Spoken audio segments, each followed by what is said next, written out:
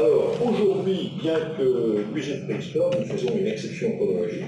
Nous avons, dans quel monde en rapport, nous avons le plaisir d'accueillir, je vais me perdre, trois personnalités qui vont nous proposer une soirée, je pense, vraiment assez exceptionnelle. Alors, je voudrais vous présenter tout d'abord celui par lequel tout est arrivé, c'est Christophe Maniquet, qui est ici présent, qui est archéologue, responsable d'opération à l'INRA, et qui est Campus, tout simplement le découvreur de cette chose extraordinaire, découverte des Supersport en 2004. Et donc, voilà, il aurait pas été là, ça ne se serait pas fait. Voilà, je devrais donc, merci d'avoir accepté d'être parmi nous, et merci de participer à cette opération.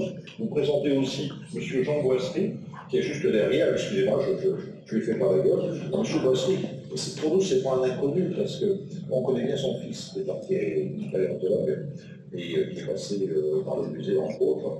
Et donc, on a beaucoup de plaisir à avoir M. Boissery, et madame d'ailleurs, puisque M. Boissery est diplômé d'art, et je pense que c'était peut-être la seule personne qui était capable de recréer, disons, un objet aussi complexe que cette ustensile, cette instrument musique tout à fait extraordinaire.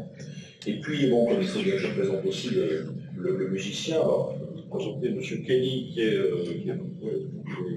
voilà, il est là. Alors, voilà. Alors, John Kelly, alors, on avait mis musicien sur l'affiche, c'est pas ethno-paléomusicologue, ça sonne évidemment beaucoup mieux.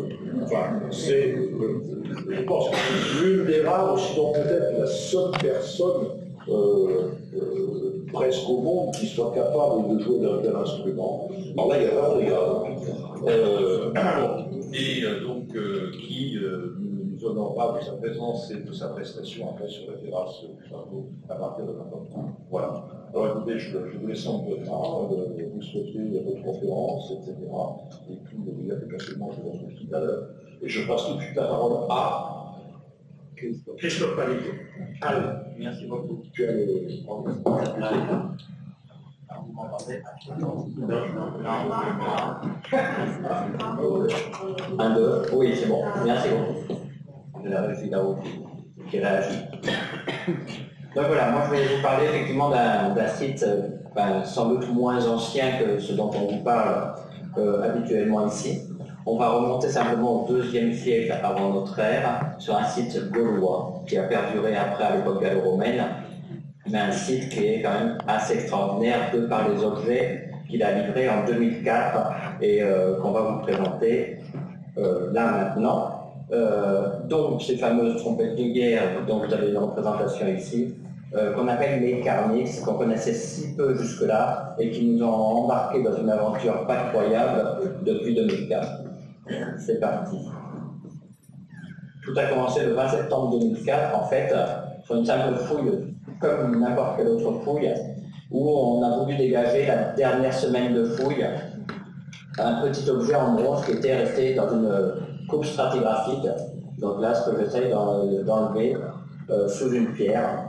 Après avoir enlevé cette pierre, on s'est retrouvé avec une espèce de disque ondulé comme ça, dont on ne savait pas ce que c'était. Et puis, donc voilà, on a continué à dégager après avoir prélevé ce disque et on s'est retrouvé en présence de plusieurs tubes superposés.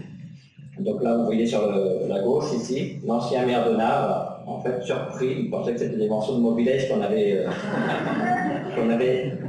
en train de mettre en évidence. Alors, on va revenir un petit peu en amont et comprendre comment tout cela a commencé. Les premières fouilles ont eu lieu officiellement sur le site en 1842, 1846, 1847 et 1884. Ce n'est qu'à la fin de l'année 1884 que ce plan a été dressé. Donc un plan avec 4 bâtiments qui était fortement contesté, vu qu'après les fouilles de 1884, ce site a été complètement emblayé, réenfoui. On ne voyait que quelques murs qui émergeaient du sol. Alors, quand ils ont fouillé ça, on ne sait pas de quelle façon, parce qu'on a principalement ce plan, mais peu de compte rendu. Ils ont probablement opéré des tranchées de long des murs.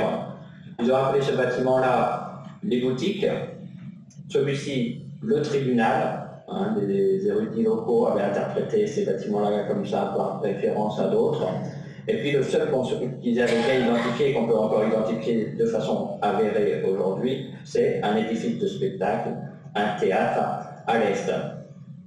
Aujourd'hui, on sait avec un peu plus d'expérience et de nombreux sites fouillés qu'on a affaire ici à l'ouest à un temple de type gallo-romain doté de 2 cellas carrées, donc des salles sacrées dans lesquelles se trouvaient des statues de 2 divinités qu'on venait honorer ici.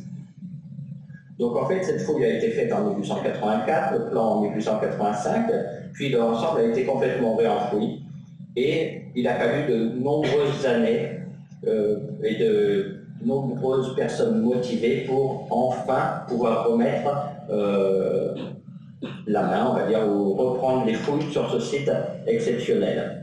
Cela a été fait à l'initiative de la mairie de Naves et de l'association locale qui ont poussé. Et donc en janvier 2001, on est revenu faire des sondages mécaniques sur ce site afin de vérifier ce plan qui était fortement contesté. On s'est aperçu que le plan était plutôt juste. Et donc, dès l'année 2001, dès l'été 2001, on a commencé à dégager progressivement donc, le bâtiment occidental qui est ici, c'est-à-dire le temple, celui sur lequel on s'est rendu compte qu'il y avait des états antérieurs qu'ils n'avaient pas vus au XIXe siècle.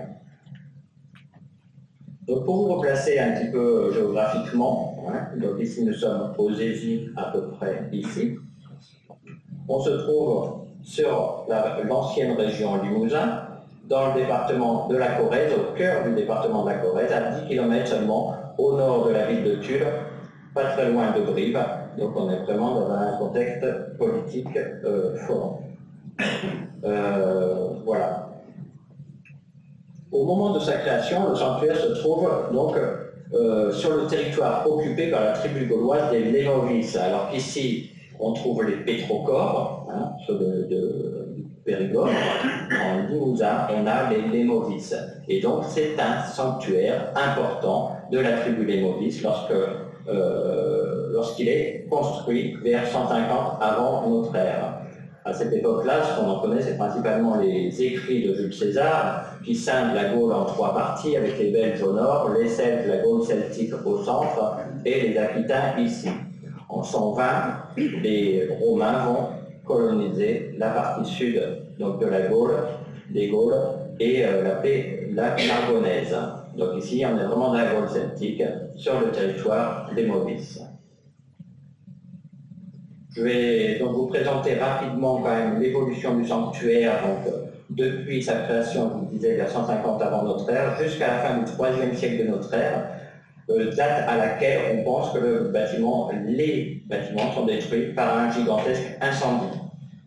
Le premier état de sanctuaire gaulois, en tout cas, est sous une forme de bâtiment de terre et de bois, hein, aucune maçonnerie, une palissade de bois qui cerne un espace de 24 mètres de côté, avec un vaste porche à l'est ici, un petit édifice à l'angle qui pourrait être une tour de guet, on hésite sur sa fonction précise, et puis à l'intérieur simplement un petit bâtiment qui a dû être reconstruit plusieurs fois, tout comme la palissade, et dans l'angle, ici, l'angle nord-est, l'emplacement de la petite fosse dont je vais vous parler tout à l'heure. Voilà, le sanctuaire gaulois, donc au sol, se présentait sous cette forme-là, des tranchées de palissades, ici, il faut savoir que tout était en bois, le bois a disparu, donc on retrouve soit les tranchées des palissades, soit les trous des poteaux, donc une palissade qui sert de la plateforme de 24 mètres de côté, un ensemble, une multitude de trous de poteaux qui ont recueilli les fondations des divers bâtiments qui se sont succédés, le bâtiment ici dont je vous parlais dans l'angle qui a laissé également des traces dans le sol, et c'est dans l'angle nord-est ici, donc a été découvert ce fameux dépôt gaulois en 2004. Voici donc quelques images des fouilles menées en 2001, 2002, 2003 et 2004. Donc ici, le bâtiment central qu'on aperçoit, ici avec juste une petite trace rougeâtre qui correspond à un foyer. Aucune fosse plus importante pouvant correspondre à un hôtel creux comme on en trouve parfois sur les sanctuaires gaulois. Un beau paysage, vous voyez, un site qui domine en fait et qui a une belle vue sur le massif des Monédières au fond. Ici, il y a un dégagement donc, des tranchées des diverses palissades successives, et on est dans cette partie-là, dans la partie nord du sanctuaire, de la palissade. Et ici, une des coupes de ces divers fossés de palissades successifs qui contiennent, vous voyez ici, des fragments d'amphores. On sait que les Gaulois aimaient le vin italique, qu'ils l'importaient dans des quantités parfois assez impressionnantes dans des amphores, donc depuis l'Italie. Donc c'était des gros consommateurs de vin et de vin pur. On a beaucoup de textes des auteurs gréco-latins qui s'extasient devant l'ivresse voulue par les Gaulois. Et dans donc, le dernier état, mais je vais vous montrer un petit film après, voici à quoi ressemble le sanctuaire au cours du IIIe siècle de notre ère, avant sa destruction définitive et totale par un incendie et sans qu'aucun bâtiment ne revienne prendre la place ici. Donc le temple à l'ouest ici, le bâtiment en hémicycle ici, dont on ne connaît pas la fonction. Un autre bâtiment qui est probablement un bâtiment aussi à caractère religieux qui avait été appelé tribunal au XIXe siècle, et puis le théâtre à l'est. Ce genre d'ensemble monumental est connu ailleurs en Gaule. Ce sont souvent des ensembles monumentaux religieux, des sanctuaires ruraux, comme on appelle ça parfois. Mais ici, certains bâtiments sont un peu ont une morphologie qu'on connaît mal, sur lesquels on a du mal à retrouver des références.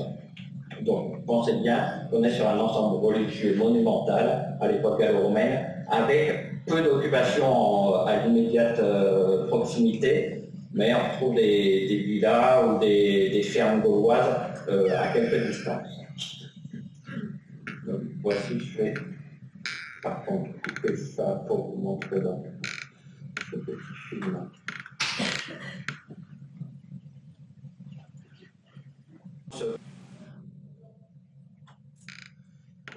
Le site de Tintignac se trouve sur la commune de Naves, à quelques kilomètres au nord de Tulle. L'histoire du sanctuaire antique de Tintignac pourrait débuter dès le IIe siècle avant notre ère. Il est difficile de restituer précisément les différents états de ce premier sanctuaire, qui ne sont connus que par les empreintes laissées dans le sol par une architecture de bois et de terre. On sait néanmoins que l'espace sacré formait un quadrilatère délimité par une imposante palissade. L'entrée se faisait par l'est, ce qui est traditionnel dans les sanctuaires antiques en Gaule. À l'intérieur de l'enclos, vers l'ouest, se trouvait un petit bâtiment destiné au culte. La fouille a permis de retrouver dans ce bâtiment l'air d'un foyer, où l'on peut imaginer qu'étaient brûlées des offrandes à la divinité, tels que des quartiers de viande issus de sacrifices d'animaux. À l'instar de ce que l'on connaît des sanctuaires du nord de la France ou d'Auvergne, à l'intérieur de l'enclos se trouvait peut-être un petit bois sacré, ainsi que des objets exposés en trophée.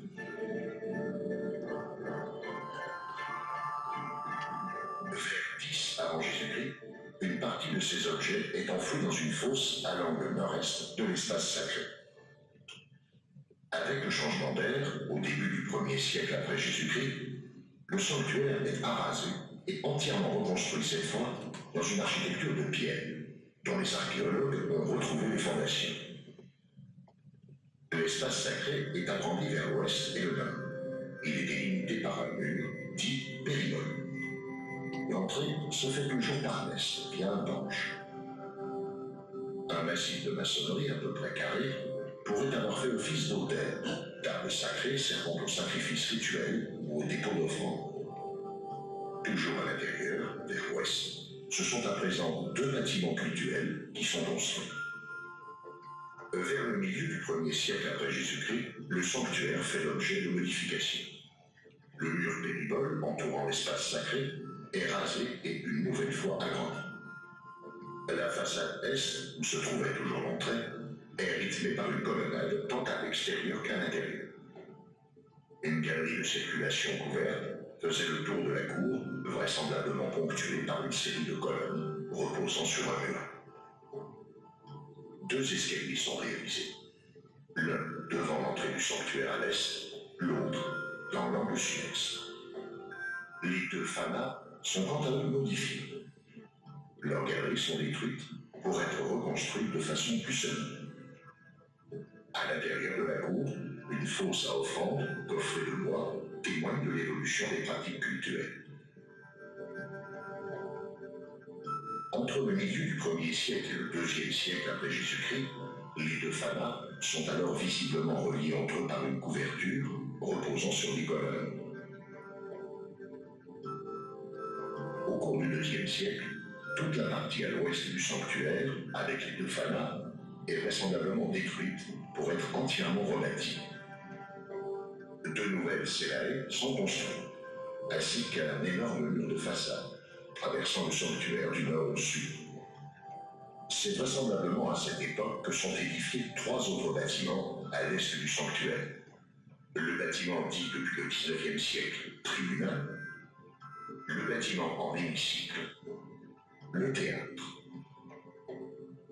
La vie du sanctuaire gallo-romain de Tintignac s'achève dans les premières décennies du IVe siècle, lorsqu'il est détruit par un incendie.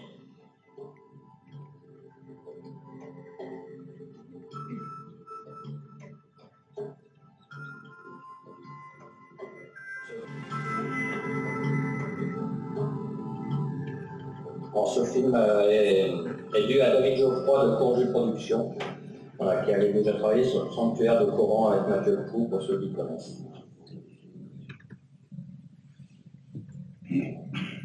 Retrouvons nos petits.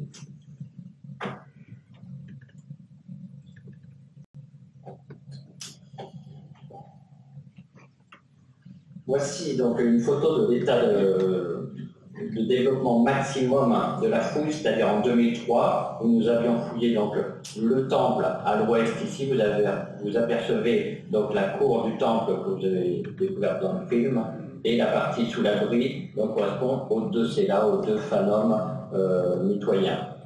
On avait également dégagé cette partie-là de ce curieux bâtiment qu'on appelle bâtiment en hémicycle faute de mieux, qui était encore pourvu au sol et à la base des murs de plaquage de marbre, donc ce qui a obligé à un recouvrement rapide, sachant qu'on n'était pas encore prêt à assurer une protection ou une restauration de ces vestiges.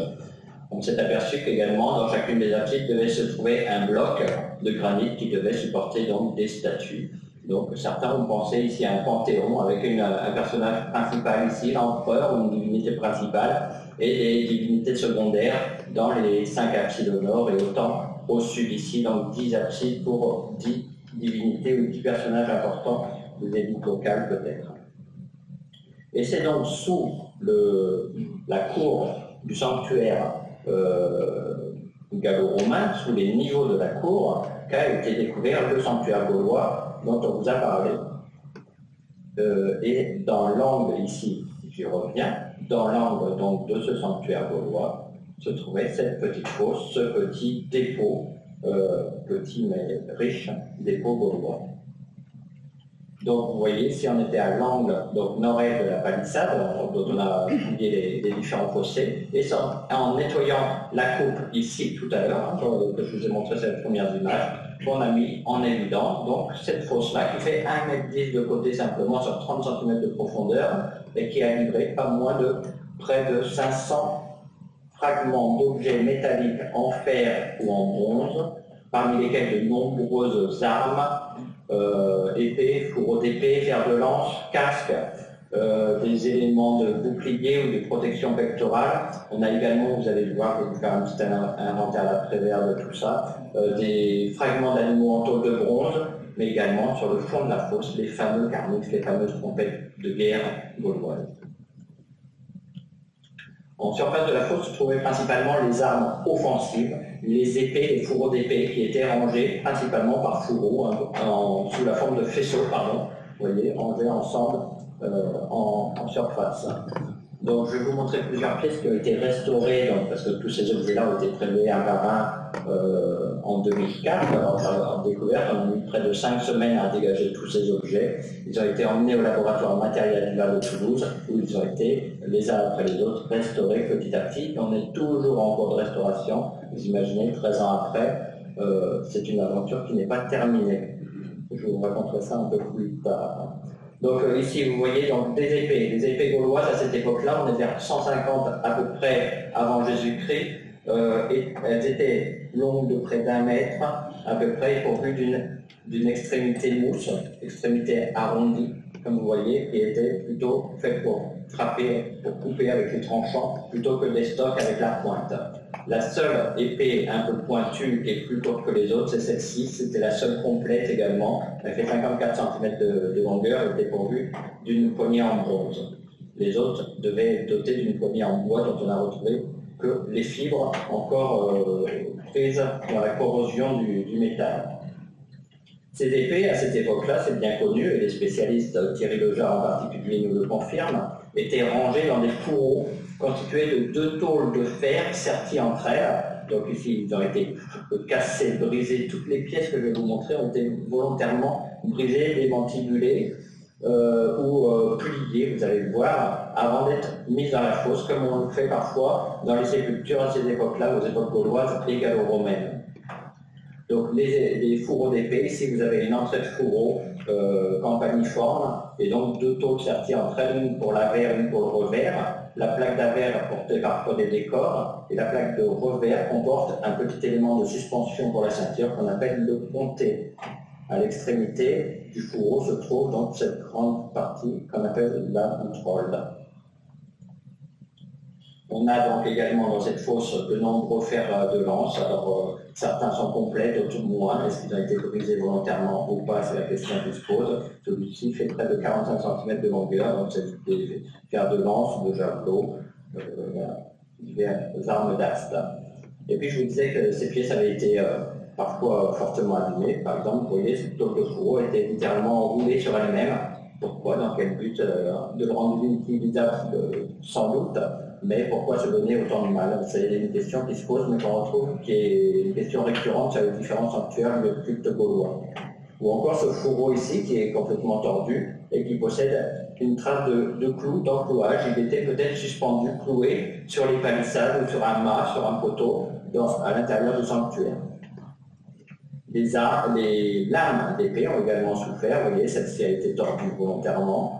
On voit celle-ci comporte également un trou ici, probablement, pour la suspendre. Parmi les armes défensives, on notera cet élément de bouclier qu'on appelle limbo. En fait, c'est la partie ici centrale du bouclier gaulois, bien connu, qui date aussi là, du IIe siècle avant notre ère, vraisemblablement, et donc qui permettait de maintenir ensemble tout l'élément du bouclier gaulois, qui à cette époque-là faisait près d'1,20 m de hauteur. Et puis on a eu la surprise également de trouver ces espèces de disques ondulés par nombre comme le premier que je vous ai montré, en toute première photo, 7 disques comme ça, bizarres, dotés d'attaches métalliques, vous voyez, vous en apercevez ici, là, qui pourraient avoir servi de cardiophylaxe, c'est-à-dire de protection pectorale et dorsale, ce qui expliquerait pourquoi on les a retrouvés par 2, mais par contre pour ces époques-là, on n'en connaît pas. On en connaît de façon plus ancienne, au 5e, avant, on va dire plutôt du côté de l'Espagne, ou dans le sud de la France sur certaines représentations de statues. Mais pour le IIe siècle avant notre ère, ce sont des découvertes assez exceptionnelles. Par contre, si on cherche bien dans les objets qui ont pu être retrouvés sur différents sites, peut-être qu'on va pouvoir prouver que ce cardiophylaxe était utilisé plus abondamment qu'on imagine jusqu'à maintenant. Sous ces éléments, donc on a progressé petit à petit, on a enlevé les pièces une par une comme une espèce de mikado, mais il faut savoir que ces pièces étaient souvent collées entre elles par la corrosion. On a retrouvé plusieurs casques. Alors les casques sont plus extraordinaires les uns que les autres, enfin certains sont relativement simples, mais ils ne rentrent pas dans les grandes catégories de casques connues pour cette période-là. C'est-à-dire que les plus courants sont comme celui-ci, dotés d'une calotte simple hémisphérique, dotés d'un couvre-nuque, c'est pas une visière, donc c'était vraiment à l'arrière, couvre-nuque rifté sur le casque, et 2 paragnatites, 2 protège-joues. Le fait que ce couvre-nuque soit rifté ne correspond pas à ce qu'on attend pour les typologies des casques gaulois de ces périodes-là. Il faut savoir que ces casques sont très rares, il y en a peut-être une petite dizaine dans l'ouest de la Gaule, le plus proche on va trouver du côté d'Angoulême, avec le casque d'Agri. Donc ici, on a dans le dépôt, on a quand même 10 casques en tout. dont 9 qui sont en bronze et en fer. Donc c'est une découverte assez majeure de retrouver une telle concentration de ce type d'objet. Voici un autre casque. Alors ces casques ont été eux aussi souvent littéralement écrasés, aplatis. Ils ont parfois reçu des coups qui ressemblent à des coups d'épée ou à des coups de lance. Vous voyez, celui-ci a également beaucoup souffert, mais il est pourvu en partie sommitale et antérieure, ici, d'une résille ajourée. Donc il est en cours de restauration, c'est pour ça que je vous montre ces pièces-là non restaurées. Donc la résille, dans les interstices de laquelle se développe un matériau différent. Ici, probablement des petites tôles en or. Et dans les interstices ici, on pourra voir de l'émail, du verre rouge peut-être. Donc toutes les analyses sont encore en cours. Tous ces éléments étaient fixés par des petits rivets comme celui qu'on aperçoit ici. Donc cette pièce-là va être super sympa après la restauration. Un autre casque qui a été littéralement écrabouillé, vous voyez, le nombre de pansements. Donc le casque en fer, voilà, doté d'une calotte hémisphérique donc en fer et d'un décor latéral ici avec des bubons, vous voyez des espèces de décors, là c'est en partie frontale, et un cimier donc qui se développe en partie supérieure. Le décor, ce type de décor est relativement bien connu sur des anneaux de cheville ou des éléments de parure principalement, qu'on connaît au IIIe siècle avant notre ère, et qu'on dit décoré du style plastique. Mais 3e siècle, on serait plus ancien que le sanctuaire, je vous disais, fondé vers 150 avant notre ère, ce qui veut dire que cet objet-là était peut-être un objet sacré qu'on a peut-être apporté avec soi sur le sanctuaire et représente peut-être les ancêtres prestigieux, ou en tout cas il a peut-être un caractère sacré. C'est vrai qu'aujourd'hui, dans nos églises, on retrouve souvent des objets du XIIe, du XVe siècle, qui ont parfois 5 siècles ou plus, et ça n'étonne personne. Donc là, dans un espace sacré, on peut imaginer que ces objets-là ont aussi été emmenés et apportés au moment de la création du sanctuaire. Un autre casque, encore plus curieux que le précédent, il est pourvu de 3 grands anneaux. Alors on s'est demandé si c'était l'anneau des Jeux Olympiques de l'époque, ou le casque de Mickey, encore. Donc voilà, une pièce qui va être assez extraordinaire. Alors on a même des petits éléments métalliques qui devaient être suspendus ici et qui pourraient laisser imaginer qu'on avait des plumes ou des fils qui étaient tendus. Donc là encore, vous imaginez cette pièce-là, qu'elle sera restaurée et visible, présentée au public, ce sera quelque chose d'extraordinaire. Et on n'en connaît aucun autre ailleurs dans le monde. Et puis sur le fond de la fosse, vous voyez donc ce casque, un autre casque encore plus extraordinaire que le précédent, avec ici donc, la calotte, c'est là quand le guerrier mettait sa tête. À l'arrière de la tête se développait la queue d'un oiseau et le cou, une sorte de cygne. Alors c'est vrai que les spécialistes vont me dire que ce n'est pas vraiment un cygne parce qu'il n'a pas toutes les caractéristiques, mais il donne à la morphologie générale, on va dire. Donc un casque extraordinaire à col de cygne et tête d'oiseau. Donc ce casque-là a été restauré, il a été exposé à plusieurs reprises. Il faut savoir que les quelques pièces qui ont été restaurées et exposées sont aujourd'hui stockées dans les réserves du musée de Saran en Corrèze, le musée du président. Et donc elles ne sont pas visibles ces pièces parce que les autorités ont décidé d'attendre la restauration totale pour faire une vraie présentation de l'ensemble quand ce sera possible.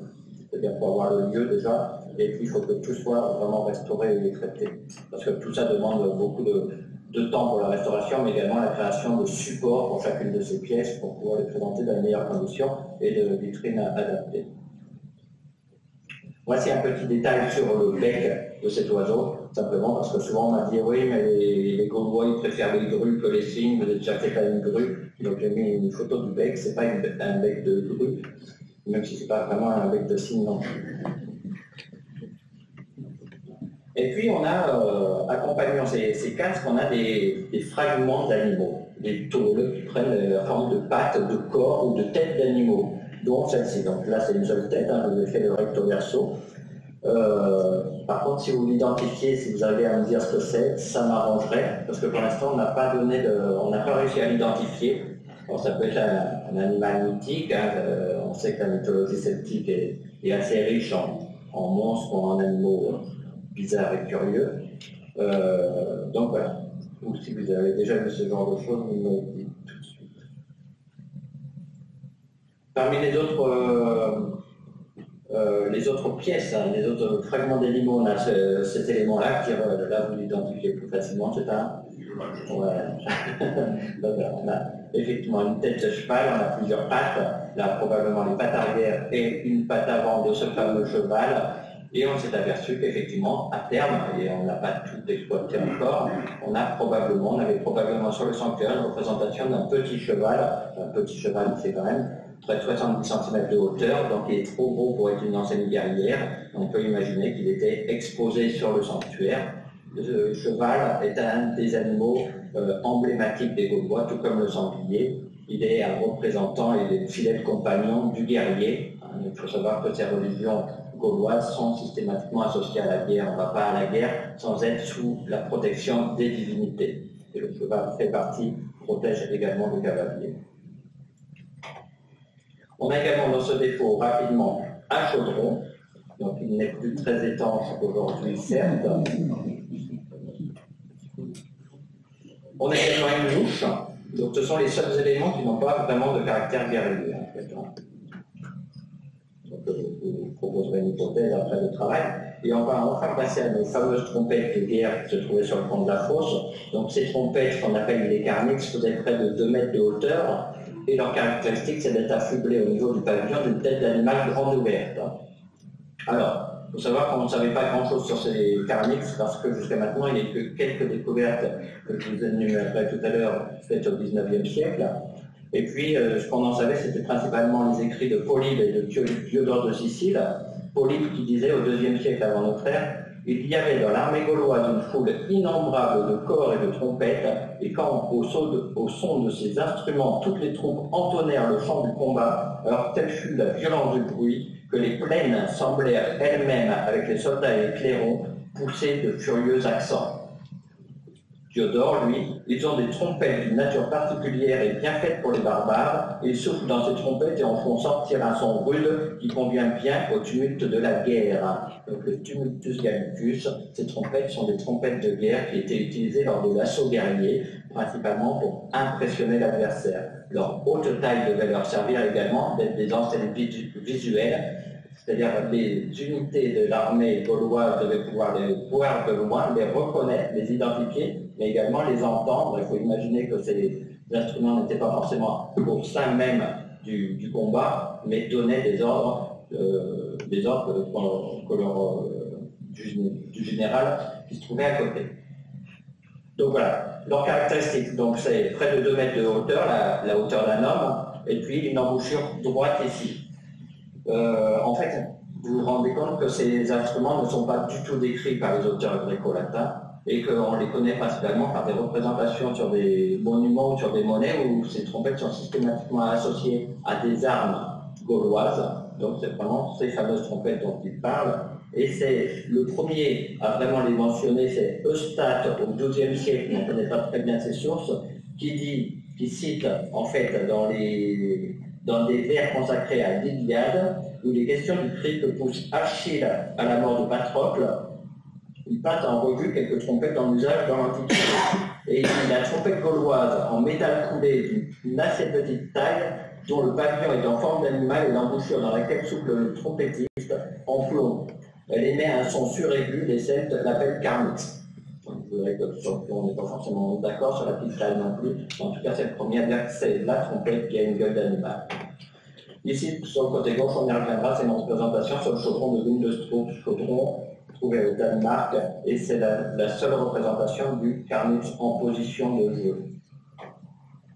Donc voici ces fameux carnix sur le fond de la fosse. Donc ces grandes trompettes qui a été forcément brisées, je vous disais, elles faisaient près de 2 mètres de longueur, la fosse fait 1,10 m de côté, donc ça ne pouvait pas loger complètement, donc elles ont été souvent brisées, démantibulées, et souvent on ne retrouve pas tous les morceaux des trompettes à l'intérieur. Je vais faire une petite énumération comme ça de ces pièces. Voici donc le dépôt au fond de la fosse. Vous reconnaissez ici le casque en forme d'oiseau. Et puis là, vous avez donc les carnix. Le plus grand, le plus complet se trouve ici. Carnix numéro 7, on verra en dernier. Le 6 ici. le 5 ici, le 4 ici. On en a un bizarre ici, c'est le 3e, en forme de serpent. Et puis on en a 2 autres qui avaient été prélevés auparavant dans le dépôt. Ceci, donc on a 3 types de carnets différents. Celui-ci était doté de pavillons en bronze moulé. Ce sont des pièces coulées à la cire perdue, en fait. Et vous voyez, dotés de petites oreilles et avec des yeux en plaquettes d'os qui sont assez réalistes, qui représentent très clairement là des têtes de sanglier pourvues de défense et de grès assez bien représentés. On voit un décor au niveau du collier, ici, qui s'apparente là encore au style plastique. Donc on pourrait imaginer que ces trompettes-là sont assez anciennes et pourraient remonter au IIIe siècle avant notre ère. Voici le 2e, donc celui-ci, alors que le précédent avait perdu le bout de son poing, son boutoir et conservait ses défenses, celui-ci conserve son boutoir mais a été cassé au niveau de la mâchoire inférieure. Mais il ressemble fortement au précédent. Le carnix numéro 3, donc en forme de serpent, ici, était lui constitué de boules de bronze martelées qui étaient assemblées par rivetage. Donc une pièce tout à fait extraordinaire, on ne connaît pas du tout de référence, on ne savait même pas que les carnix pouvaient avoir une tête de serpent. Donc voici, malheureusement il nous manque toute la partie basse, donc il sera impossible de reconstituer dans son intégralité, mais je compte sur Jean déjà pour faire cette partie. Et puis les 4 derniers, donc ce sont les carnix en tôle de bronze martelée, assemblés entre elles, donc constitués de différents tubes assemblés, et le pavillon, ici vous voyez, constitué de 2 tôles également assemblées entre elles. Ici une petite réparation au niveau de l'oreille. Ces pavillons, je vais y revenir, voilà. Celui-ci, donc carnix numéro 5, c'est celui-ci qui nous a permis d'être assurés qu'ils étaient en outre affublés d'oreilles assez démesurées. Donc ces carnix-là sont plus stylisés, ces têtes de sanglier sont plus stylisées que sur les carnix précédents, mais en plus ils sont dotés d'oreilles démesurées. Et ici on avait encore la jonction qui était bien nette, hein, c'est pas un montage. Ce qui nous a, voilà, après assemblage de toutes les pièces, on s'est aperçu que non seulement ces trompettes faisaient près de 2 mètres de hauteur, mais pouvaient avoir une envergure de près d'1 mètre avec des oreilles qui pouvaient atteindre presque 50 cm. Donc ils sont plus ou moins abîmés, celui-ci avait été plus abîmé au niveau du pavillon.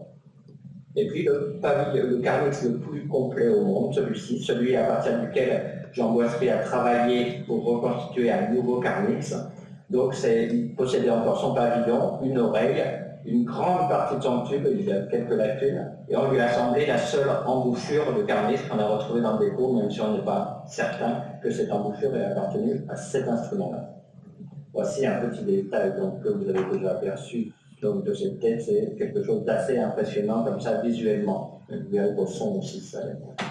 Donc cette trompette était constituée de 29 pièces, 29 tôles martelées, mises en forme, puis assemblées par brasure. Hein. C'est une espèce de soudure à l'étain dans le cas présent. Et donc voilà, il fallait pouvoir le transporter, ça devait être un objet relativement fragile, surtout avec ses oreilles démesurées. Dans le dépôt de Tintignac, je passe rapidement là-dessus, on a 37 pièces, 37 éléments, dont je vous le disais 7 pavillons, mais pour les 7 pavillons, on n'a que 6 oreilles, il faut bien qu'il en manque. Je vois certains avec 10 oreilles. Et, et 5 mètres 35 de tube, et là encore c'est insuffisant. Donc on ne sait pas si les objets ont été autorisés juste avant d'être déposés et qu'on n'a pas tout mis dans la fosse. Il y a beaucoup de questions qui se posent, mais on ne les a pas retrouvées, on n'a pas retrouvé les restes dans l'enceinte du sanctuaire. Et une seule embouchure, je vous disais, pour les 7 pavillons, pour les 7 trompettes. Les oreilles, donc voici, sont composées de tôles de bronze mises en forme et martelées, parfois assez démesurées. Certaines atteignent 45 cm de longueur. On a également les crêtes à l'arrière et en partie sommitale donc, de ces instruments, se développaient des crêtes ajourées en tôle de bronze également. Et puis de nombreux tubes. Alors la plupart des tubes sont également formés de tôles entre elles, formés de tôles assemblées entre elles, et on a quand même 2 tubes en partie basse de l'image ici, qui sont des tubes moulés, en fait, qui pourraient avoir fonctionné avec les pavillons moulés que je vous ai montré tout à l'heure. Donc il faut imaginer différents types, différentes catégories de carnix. Et la seule embouchure qu'on a retrouvée se trouve ici. C'était la première au monde, et depuis, donc, ils ont pu retrouver dans les fouilles de San Zeno, faites dans les années 50, une autre embouchure qui est probablement également une embouchure de Carnix. Donc tous ces éléments-là nous ont permis donc d'assembler entièrement le Carnix. Ici, je vais détailler un petit zoom sur la partie basse ici. On a un autre tube qui conserve vraiment l'extrémité, alors qu'ici elle était cassée, et qui permet donc d'assembler correctement l'embouchure sur l'extrémité du tube, qui nous prouve que cette embouchure était droite. Même à San Zeno, ils ont pu prouver que l'embouchure était droite, alors que jusque-là, on représentait le Carnix avec une embouchure courbe, pour des raisons visiblement pour rendre l'instrument plus facile à jouer. Donc je vous ai mis quelques références, je ne sais pas quelle heure il est. Hein? Ah, c'est bon.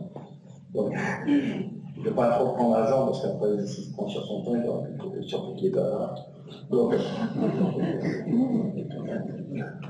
alors, quelques références sur le Carnix qu'on en connaissait jusqu'à maintenant. On connaissait surtout par Astérix, pour ceux qui s'intéressent à la période gauloise.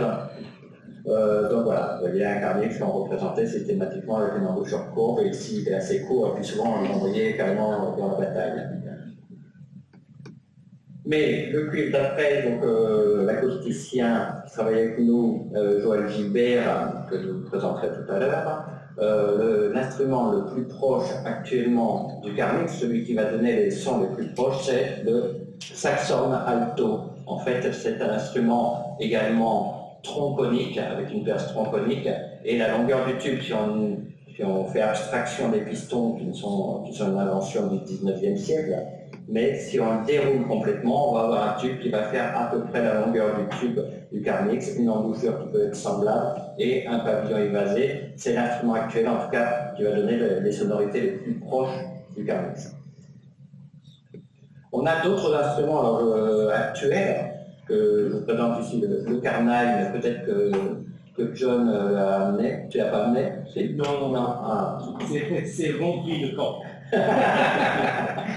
Il a rempli le coffre de l'avion. Donc ici simplement en Ouzbékistan, il y a un instrument qui s'appelle aujourd'hui le carnaille, curieusement. Une grande trompe droite, alors il n'a pas une extrémité, un pavillon en forme de tête d'animal, malheureusement, mais vous voyez, hein, il est exposé dans les musées, carnaille, à Tashkent en Ouzbékistan. Et il y a même donc une représentation, une statue sur un carrefour de la ville, où on voit plusieurs joueurs de carnaille, dos à dos, qui en jouent en position super verticale, donc la tête relevée et donc vers le haut, comme cette petite représentation qu'on trouve aussi. Donc vous voyez, on n'hésite pas à en jouer dans une position qui peut paraître un peu compliquée. Donc ici, mon image n'est pas très belle. On a donc un chaudron qui a été trouvé, je vous le disais, dans le Jutland au Danemark, avec constitué de plusieurs plaques argentées. Et sur l'une de ces plaques internes, on a donc 3 joueurs de Carnix ici, vous voyez, qui suivent donc des fantassins sous un rameau fleuri. Au-dessus de ce rameau se trouvent 4 cavaliers qui partent vers la droite et qui suivent une espèce de serpent à tête de bélier, à corne de bélier. À gauche, un grand personnage qui en trempe un plus petit dans un chaudron, dans une cuve, un chaudron. Là, on aperçoit un chien ici, donc la scène a essayé, plusieurs personnes ont essayé de l'interpréter. C'est difficile à dire, savoir ce que ça voulait représenter, surtout qu'on a des influences celtes, mais pas seulement sur ce chaudron.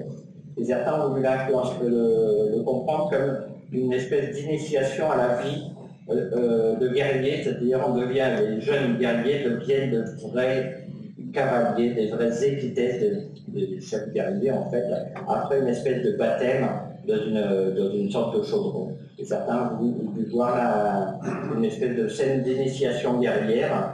Et on remarquera qu'on a beaucoup d'éléments qui sont représentés sur cette scène qu'on retrouve dans notre dépôt, que ce soit le chaudron, le Carnix ou les armes. Donc pourquoi pas, est-ce que tout ça, ce ne sont pas les résidus de cérémonies pratiquées sur les sanctuaires? Oui, il semblerait que les embouchures des Carnix soient courbes. Alors, effectivement, je n'ai pas voulu trop aborder cette... c'est la seule représentation, effectivement, où on voit les instruments en position de jeu. Et c'est la seule sur laquelle on peut émettre un doute sur la forme de l'extrémité. On ne sait pas si c'est l'instrument qui est courbes ou si c'est les gars qui ont vraiment la bouche comme ça, ils ne sont pas bien orientés vers le haut. Donc c'est la seule représentation sur laquelle effectivement on peut avoir un doute. Il n'y avait que 2 pavillons connus jusqu'à maintenant dans le monde. Celui de Dexford en Écosse, dans lequel John Kenny souffle depuis 20 ans. Enfin, vous avez refait la reconstitution. 28 ans. 28 ans. Donc, et celui de Mander, trouvé dans le Doubs, donc au 19e siècle. Hein, ce sont des découvertes du 19e siècle dans les 2 cas, et les contextes donc, de découverte sont mal cernés, on ne sait pas vraiment. Ici, on est vraiment quand même dans un contexte de sanctuaire. Ici, il y a eu des fouilles qui ont été reprises, mais on ne sait pas vraiment, on ne connaît pas vraiment le contexte de découverte.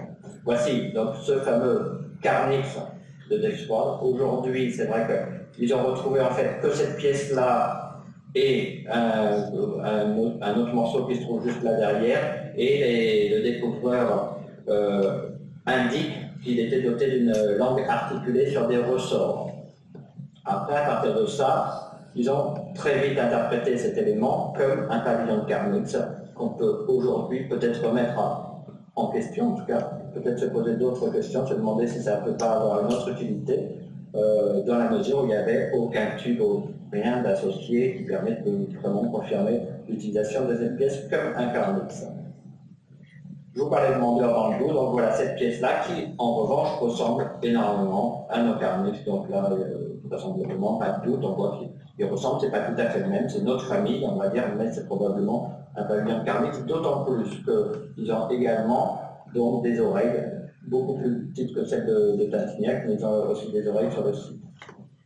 En parlant d'oreilles, on a également des éléments donc, qui ressemblent fortement à nos oreilles qui ont été trouvés sur le site de l'Athènes en 1913 et qui étaient interprétés jusqu'à la découverte de Tintignac comme des ornements de chars religieux. On avait inventé ce qu'on pensait bien, mais en fait on est sûr aujourd'hui que ce sont des oreilles de Carnix, par contre ils n'ont pas de pavillons.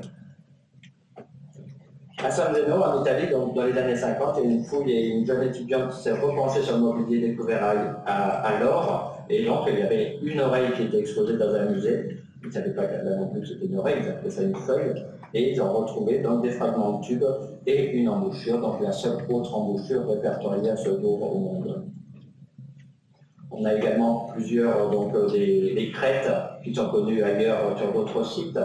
En particulier, donc, il faut se méfier parce que les enseignes guerrières étaient aussi pourvues de crêtes ajourées comme celle de Soulac sur mer ici. En revanche, d'autres beaucoup plus courtes, comme celle du Guezio, pourraient être des crêtes de Carnix là encore.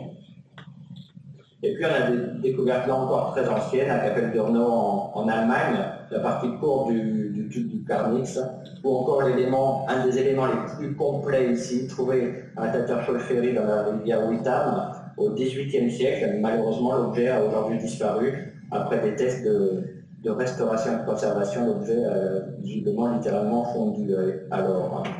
Mais c'est ce dessin-là qui a permis de reconstituer le Carnix de Dexford à partir de la tête retrouvée. Ils sont basés là-dessus pour faire le reste.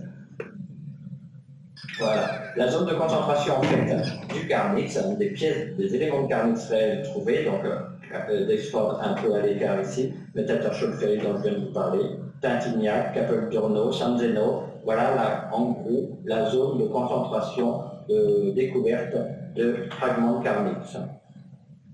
Alors, avant la découverte de Tintignac, plusieurs s'étaient essayés à des reconstitutions de Carnix, en particulier celle du début du XXe siècle. Donc, vous voyez, le Carnix. Donc, souvent, là, celui-ci a été refait à partir d'une représentation sur la colonne Trajane à Rome.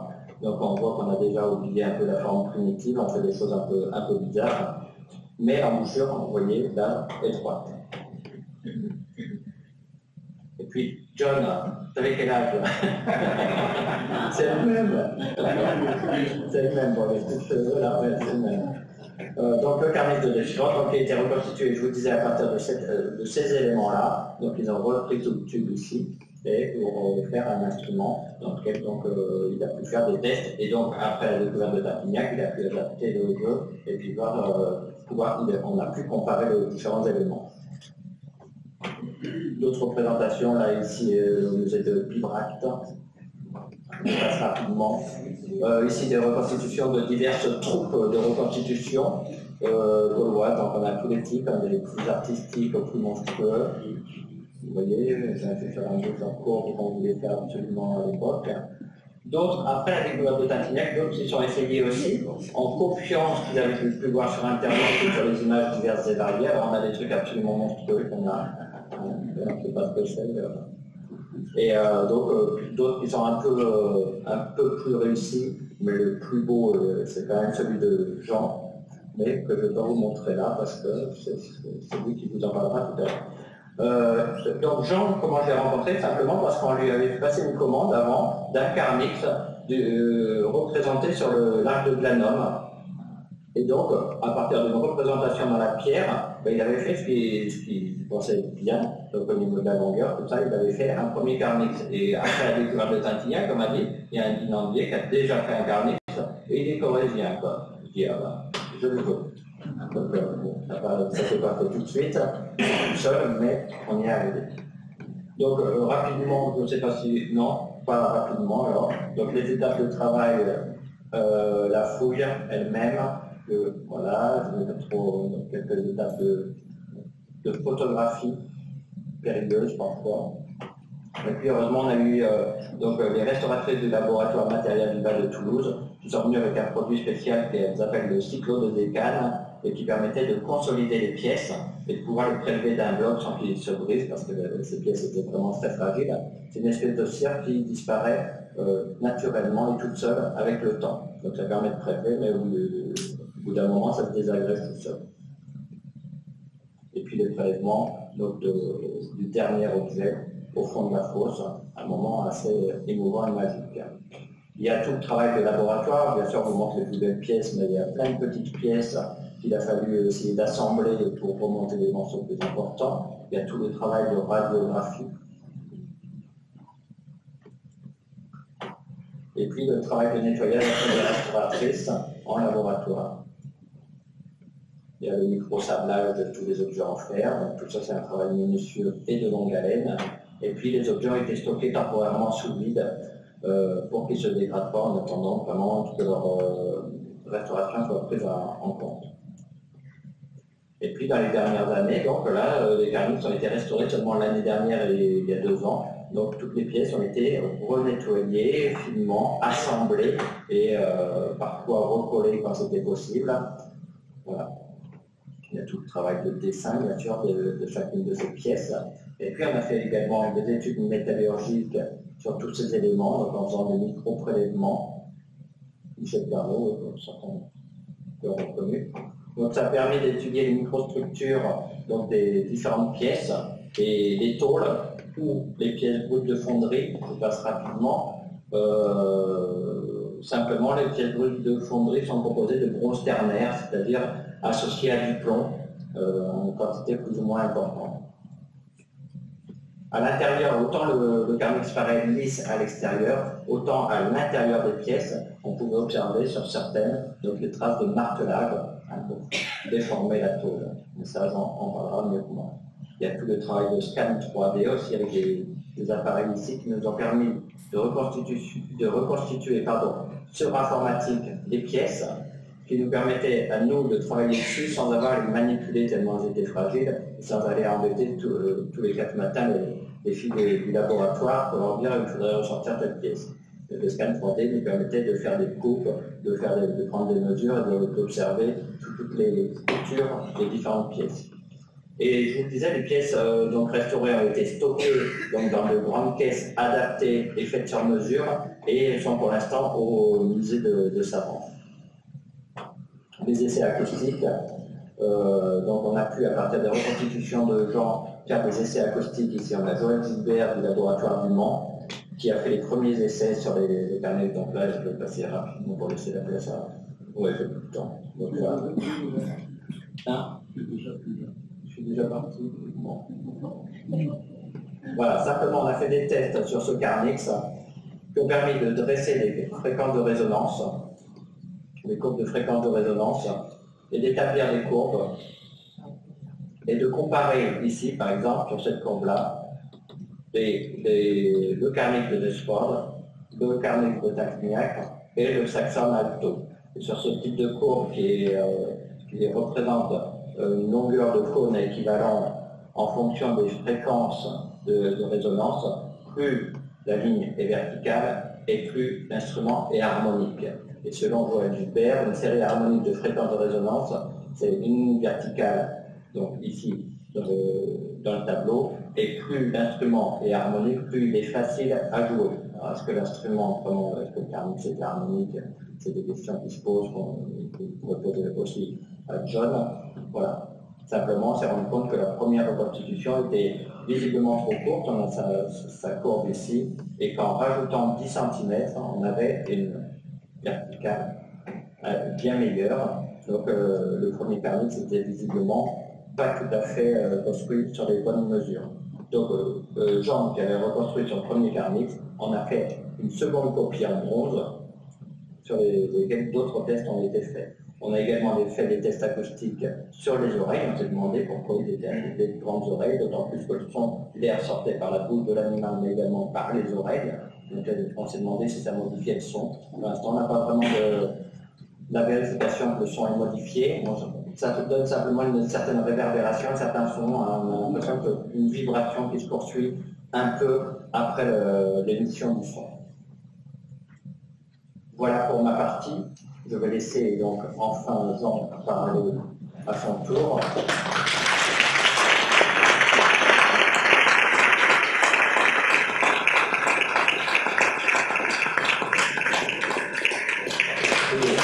Et le temps qui s'installe, et avant d'oublier, je voudrais remercier moi particulièrement le Musée national de la préhistoire des Aisies pour son accueil, et en particulier Marie-Cécile Marmande. Je voulais aussi remercier donc toutes ces institutions-là sans lesquelles tout ceci n'aurait pas été possible. Et je voulais vous remercier vous aussi d'être venus si nombreux.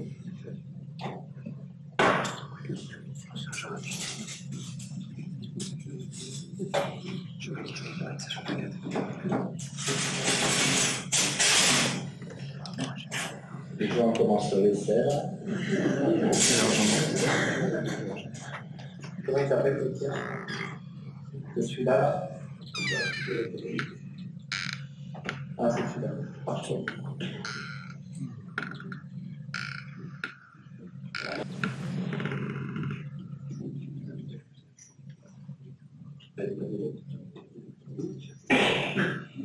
C'est ça? Mon assistant. Ah oui. Il y a une secrétaire.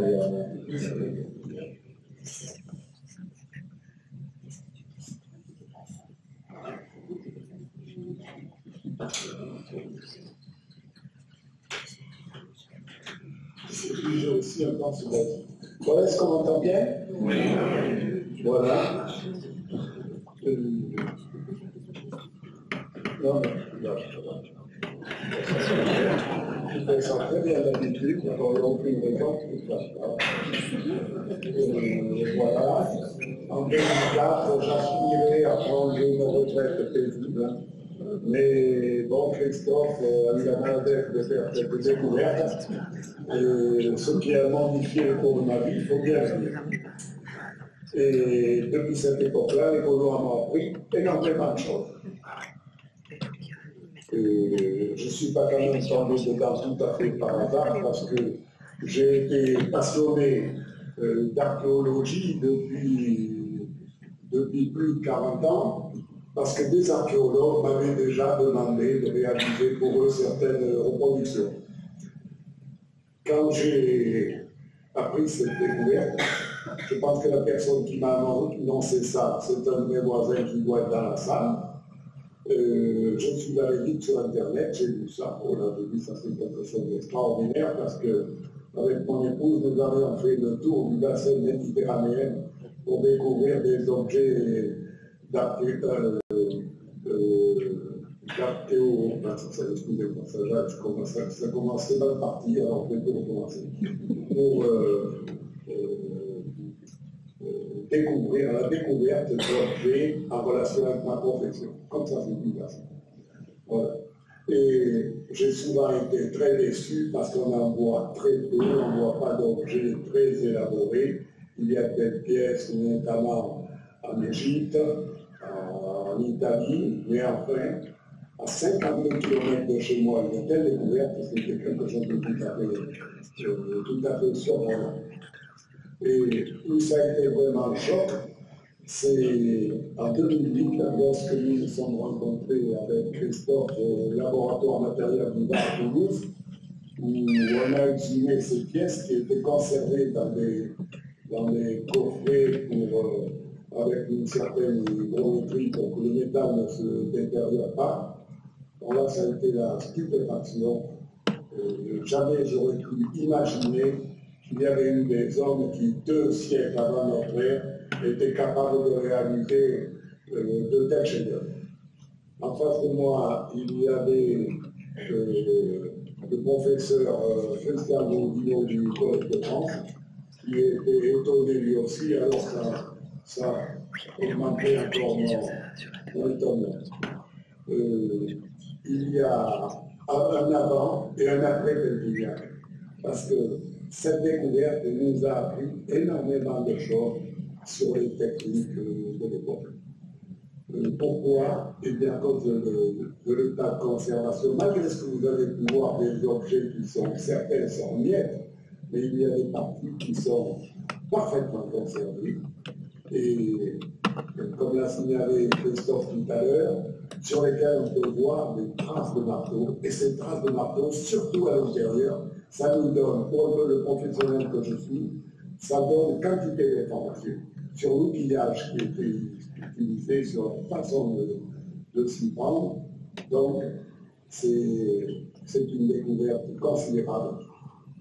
C'est plus pour l'archéométallurgie que l'astro peut l'être pour l'art pariétal. C'est colossal. Et il suffit d'aller à l'étranger. Tout à l'heure, nous en parlions avec John, nous étions au Danemark il y a 3 semaines. Et les gens, Perpignan, c'est Perpignan. Tout le monde est émerveillé par ces objets-là. Et encore, il en reste une petite partie. Voilà.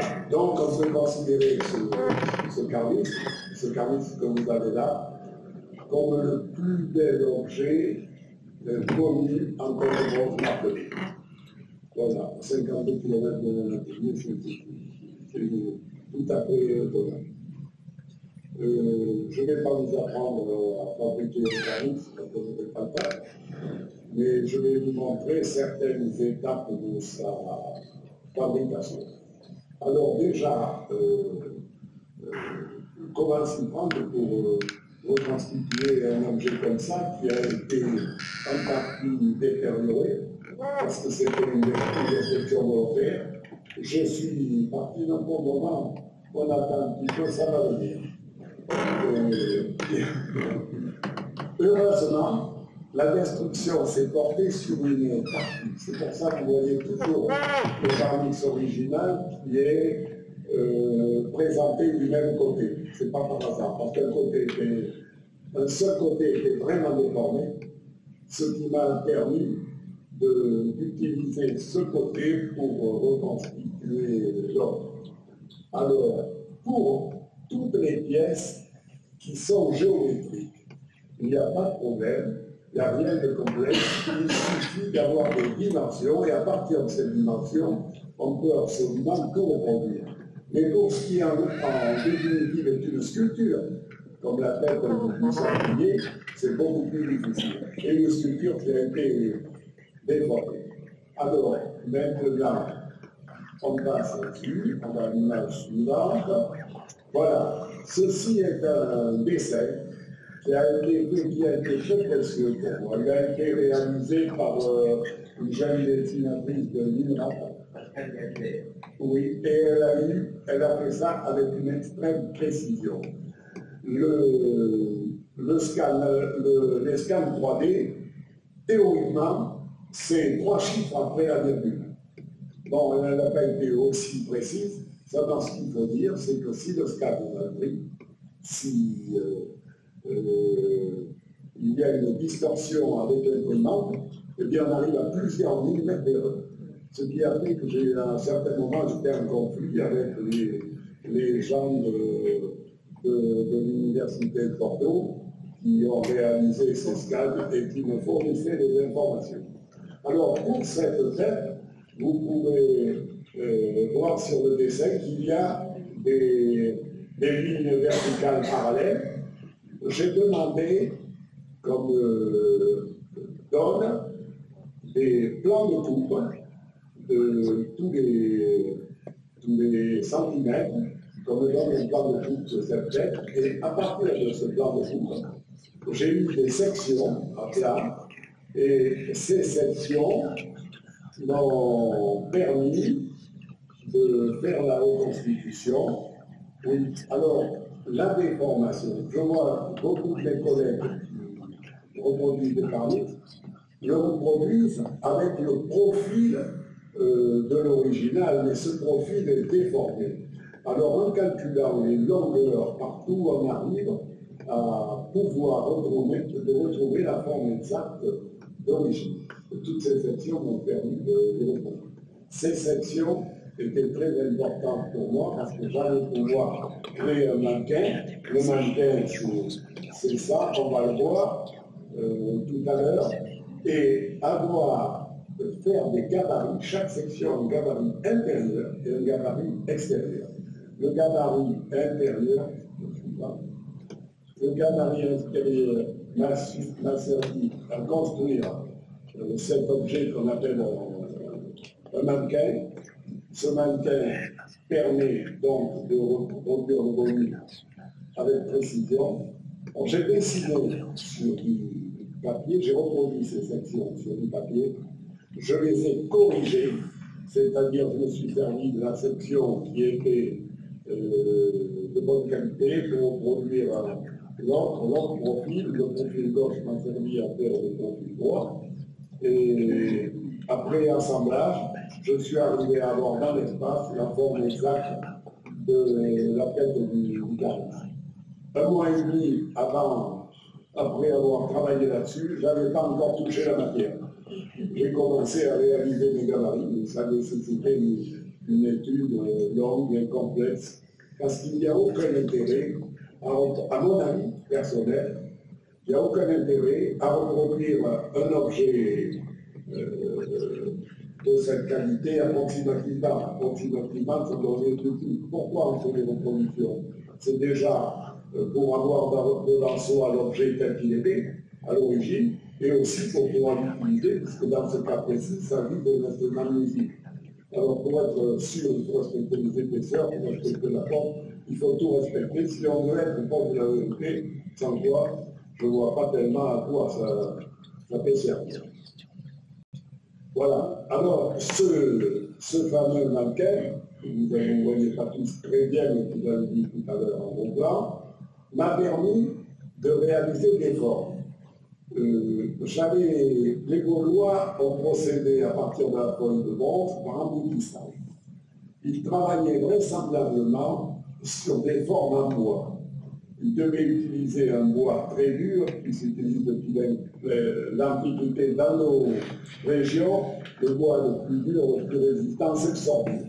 Le sorbier ou cormier, on s'en servait pour faire les états d'engrenage des roues de moulin à eau et quantité de choses, même dans les listes. Et ce bois pouvait permettre, alors on sculptait, yes, déjà il y avait un travail de sculpture. Il faut se dire que ce carnix exceptionnel sur le plan technique, dans les assemblages, dans la forme, mais aussi sur le plan artistique, parce que la stylisation de la tête de sanglier, c'est quand même quelque chose d'assez merveilleux, c'est bien fait, c'est bien pensé. En plus, ils ont pensé à l'acoustique, puisque les oreilles, la façon dont elles ont été interprétées, elles vibrent, donc ça doit avoir une incidence. Et alors donc, j'ai opté pour des formes en métal, qui ne sont pas entièrement sculptées, mais avec mes gabarits, tous les gabarits dont je dispose, je peux faire des contrôles, je trace des lignes parallèles pour représenter les plans parallèles et je peux contrôler et arriver à quelques dixièmes près sur les petites dimensions et au millimètre sur les doigts.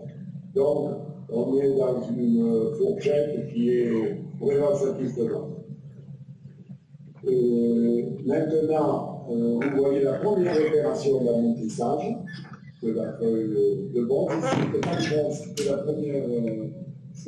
Alors vous verrez, il y a deux couleurs. Il y a du jaune, c'était du laiton. Le laiton, qui est un alliage de cuivre et de zinc, le bronze, qui est un alliage d'étain. Pourquoi j'ai repris la première reproduction en laiton? Eh bien parce que le laiton est une matière que je maîtrise très bien depuis très longtemps. Alors que le bronze, c'était nouveau pour moi. Le bronze est pas facile à travailler. J'ai même appris à l'école industrielle qui ne se déformait pas au marteau. Vous voyez, quand on a commis des erreurs, on a oublié beaucoup de choses. Il y a eu un savoir qui s'est perdu incontestablement. Alors, on a les deux couleurs différentes, et de toute façon, alors, le grand mérite qu'ils avaient à l'époque, c'est qu'ils fabriquaient eux-mêmes leurs feuilles de bronze. Ils coulaient une galette et ils martelaient jusqu'à avoir une feuille mince et avec des replis successifs. Ces replis, le repli, ça consiste à une élévation en température à 700 degrés environ pour rendre sa variabilité à la matière et pouvoir continuer. Alors, fabriquer la tonne de bronze à la main, nous avons fait des expériences, c'est vraiment très difficile. Parce que si on tape, on n'a pas une frappe régulière sur toute la surface uniforme, ça casse. Il y a de nombreux échecs. Il y a beaucoup d'ateliers antiques qui ont été trouvés. On trouve des frappes de pièces où il y a eu beaucoup d'échecs. Donc, à l'heure actuelle, j'avais fait un devis pour le reproduire après l'expérimentation que j'avais faite. J'ai fait un devis pour le reproduire en bronze et en tôle fabriqué à la main. C'était 3 fois le prix. Alors il y a eu une question de prix. En laiton, ça coûtait déjà moins cher, voilà. Alors à l'époque, on n'était pas fortunés, et on n'y croyait pas beaucoup aussi, parce que vous savez, les élus sont durs à démarrer, et je pense que même à un moment donné, les archéologues ne s'étaient pas rendu compte de la... Ils ne sont pas contents de leur dire ça, mais il faut bien que quelqu'un arrive à le comprendre un petit peu. Ils ne s'étaient même pas rendu compte de l'importance de la découverte. Ils s'en rendent compte tous les jours encore. Voilà. Alors ça, c'est encore la première opération d'apprentissage. Voilà. Alors on voit cette forme sur laquelle je m'appuie pour marteler. Suivant. Voilà. Ici, c'est une opération, on est déjà à la deuxième opération, c'est une opération au gaz, je chauffe la tôle, ce qui va permettre de rendre sa variabilité, de pouvoir aller un peu plus loin dans la fabrication. Cette pièce intervient au moment des sapériens, je vais vous dire à quoi ça sert. C'est un moulage que je pris en plat. Un moulage, ce moulage est très important pour moi pour reconstituer d'autres carnisses. Parce que lorsque je travaille dans le milieu études, j'ai un aperçu visuel de la forme. J'ai bien les gabarits de contrôle et tout, mais ça me donne une idée de la forme générale. Donc, lorsque je travaille, j'ai ça sous les yeux, je vois mon objet fini matériellement devant moi. Ici, on est maintenant dans la finition, les opérations ont évolué. Alors, je ne sais pas, vous pouvez remarquer que j'ai pris une feuille beaucoup plus grande que c'était nécessaire. C'est très important. Parce que cette plaque plus grande, et vous pouvez remarquer que la gueule qui est ouverte du cendrier, je ne l'ai pas ouverte. J'ai pris la feuille, j'ai tout laissé d'un seul tenant. Pourquoi? Eh bien, c'est pour éviter les déformations. Si j'avais coupé la feuille juste où il fallait, comme on fait pour la plupart des objets qu'on fabrique, l'objet se serait déformé, il aurait fallu remettre en forme en chaque instant, ça aurait été un travail, un casse-tête. Cette technique permet de garder une grande rigidité et d'être sûr que ça ne va pas déformer sans arrêt. Ça se déforme toujours. C'est dans cette opération, alors voilà une opération de contrôle. Je me sers de ce gabarit pour contrôler que je suis bien aux dimensions intérieures. À travers, j'ai une vue à travers toutes ces lamelles, toutes ces plaques qui sont assemblées les unes aux autres. Là, ça a été un peu difficile. Il a fallu limer des écrous pour avoir, si j'avais un écart d'un dixième, eh bien, sur la pièce terminée, je me retrouvais avec des millimètres en trop. Alors donc, il a fallu être très précis dans cette construction. Voilà. Ici, c'est une des opérations de finition. L'abrutissage terminé pour donner de la solidité, de la résistance à l'objet, on procède à un martelage. Ce martelage permet de s'approcher le plus que possible de la forme définitive, mais aussi il donne beaucoup de solidité à l'objet, parce que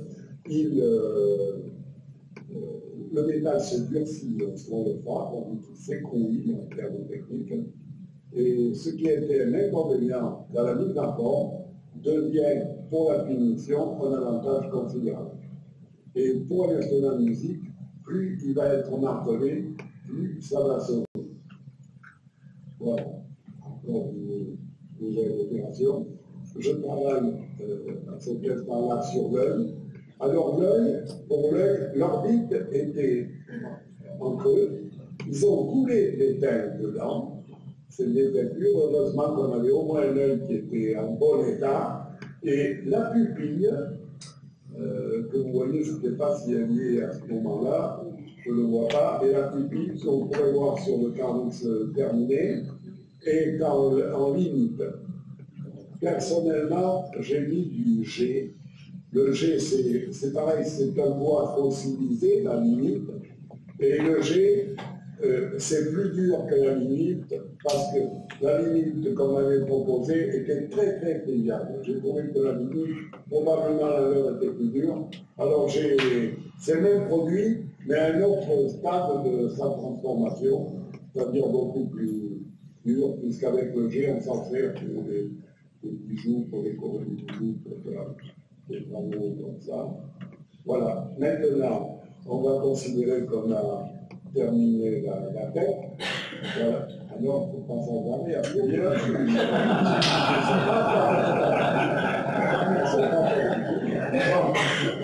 c'est comme ça. Il faut bien subir. Alors, vous êtes pas. Je ne suis pas venu ici pour vous faire. Ça me détend. Alors, écoutez, maintenant, on va passer dans le coup. Le coup est une forme assez complexe à réaliser, mais c'est une forme géométrique. Donc, avec un minimum de gabarit, on va arriver à pouvoir réaliser ce coup. La grande difficulté, c'est que ces pièces complexes se déforment au martelage.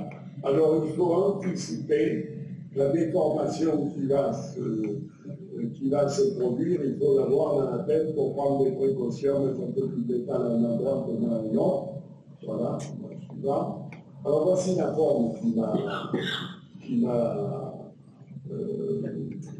m'a servi à réaliser ça, à multiplier cette pièce.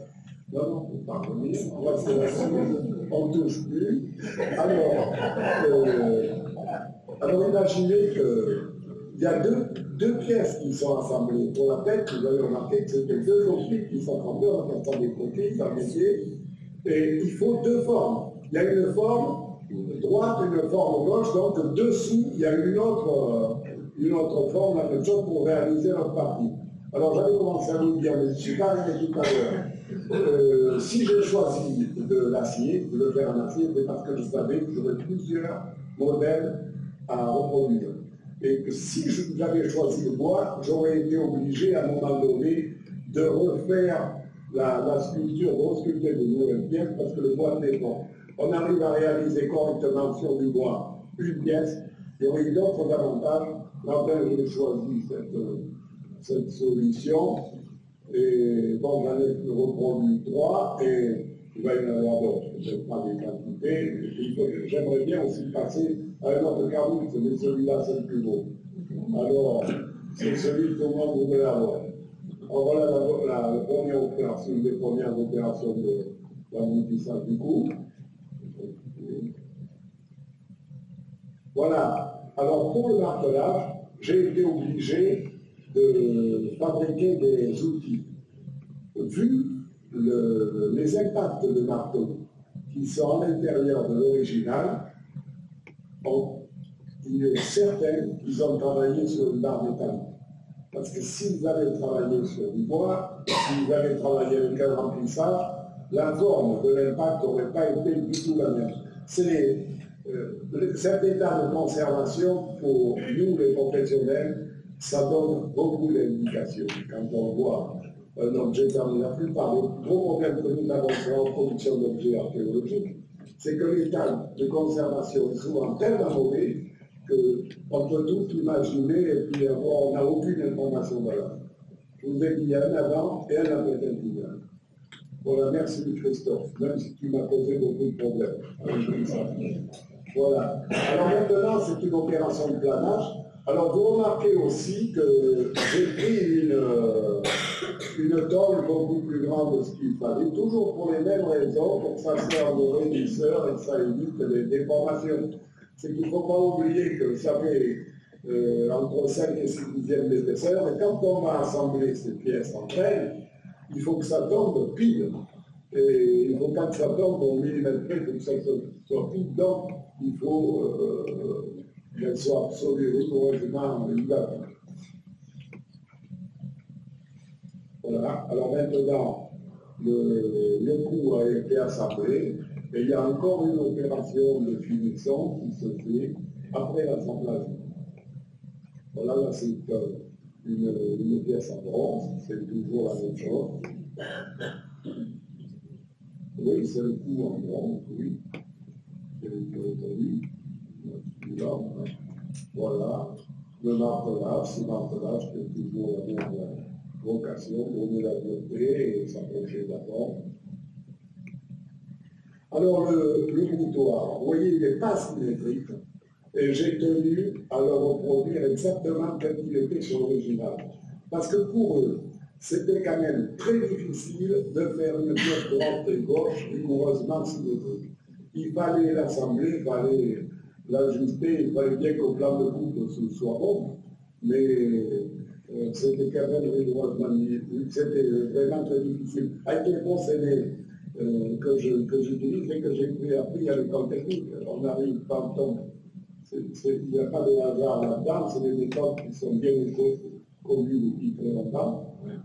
Pour réaliser le boutoir, parce que dans le sanglier, c'est pas le doigt, c'est le boutoir, il y a beaucoup de formes. Et pour réaliser cette forme, j'ai réalisé aussi un petit mannequin qui m'a permis d'être très proche de la vérité.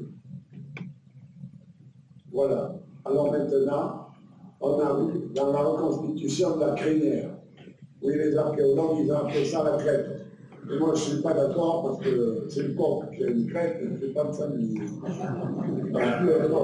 Cette crinière, elle se trouve elle est en mauvais état. Vous l'avez aperçu tout à l'heure dans les images que vous a montré Christophe, qui est toute repliée. Et je me suis presque battu d'ailleurs avec la directrice de matériel vivant, mais oui, parce qu'elle ne voulait absolument pas que je touche, elle n'avait pas que je casse. Alors, il a fallu, à partir de peu d'éléments, il a fallu reconstituer cette crinière. Christophe m'a communiqué, je lui dois beaucoup pour tout ce qu'il va communiquer comme information, parce qu'il a fait un travail très méticuleux, très sérieux, et il connaît bien son affaire. Et si on est là aujourd'hui, c'est grâce à lui. Parce que c'est lui qui a insisté, qui a mis en valeur sa découverte, et qui s'est battu pour... parce qu'il y avait plein de choses qu'on découvre, ça va dans les caisses et puis ça va dans le sous-sol d'un musée. Là, ça n'a pas été le cas pour faire prendre confiance aux élus et aux responsables qu'on avait là dans les mains quelque chose d'extraordinaire. Alors, pour cette crénière, il m'a communiqué toutes les crénières existantes, ou tous les fragments, et je me suis aperçu, alors j'avais une partie, la partie basse, et la partie haute, qui me donnait la largeur de la crénière. Je me suis aperçu que sur toutes les crénières, c'était progressif. L'espacement, la grosseur des motifs est en fonction de la largeur de la crénière.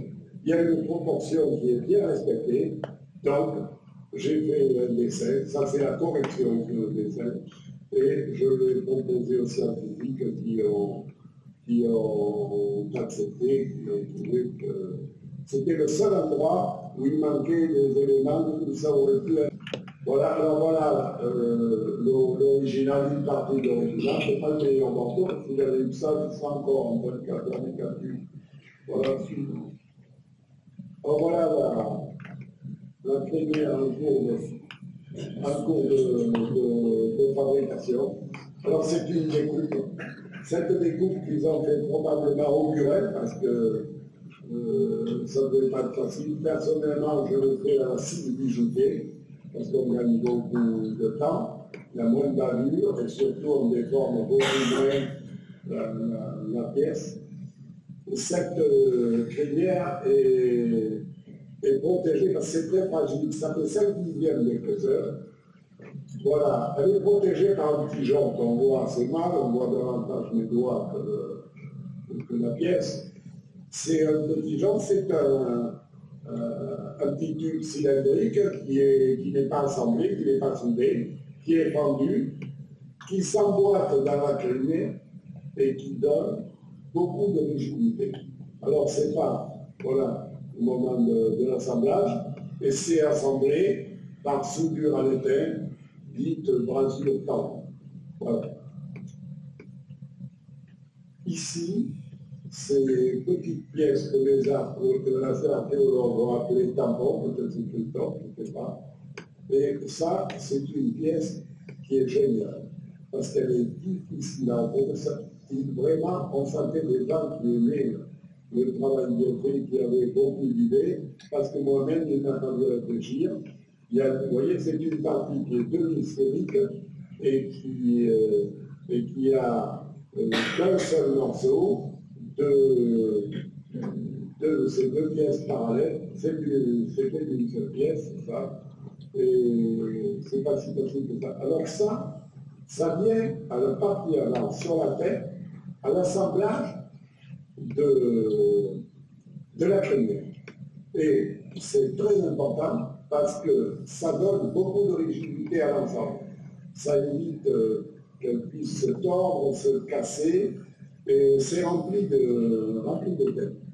La petite moulure qui se trouve, le petit tube de protection qui se trouve tout rentre là-dedans, dépasse à l'intérieur de la tête pour être, voilà, en fait.